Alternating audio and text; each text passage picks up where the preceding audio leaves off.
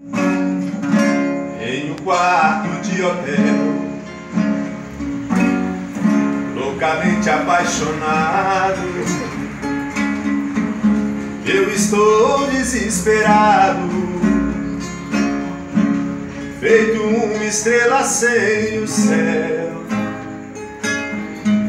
Sei que já é madrugada e meu sono que não vem. Será que me convém sair assim cortando estrada, conversando com a solidão, pra encontrar um certo alguém? Será que me convém? Ou tudo acaba dando em nada? Se ontem eu lá passei, saudade me apertou, mas não parei. Minhas mãos grudaram firmes no volante e o carro acelerei.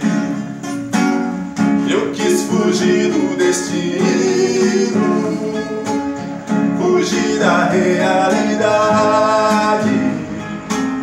me sufocando a saudade. Aquela cidade foi me deixando pra trás. É que esse meu desatino é uma mulher envolvente, amor diferente, olhar de serpente, é um doce veneno que me satisfaz. Ei, paixão!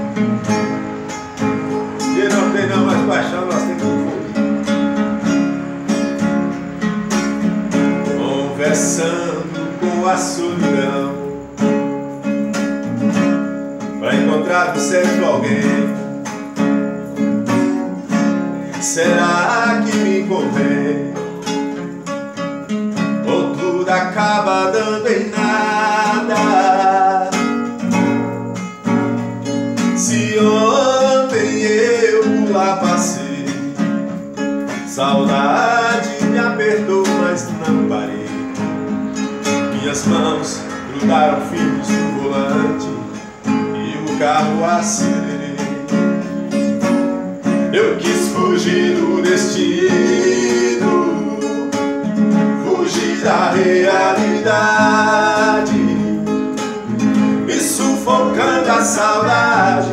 Aquela cidade fui deixando pra trás. É que esse meu desatino é uma mulher envolvente, amor diferente, olhar de serpente, é um doce veneno que me satisfaz. É que esse meu desatino é uma mulher envolvente, amor diferente, olhar de serpente, é um doce veneno que me satisfaz.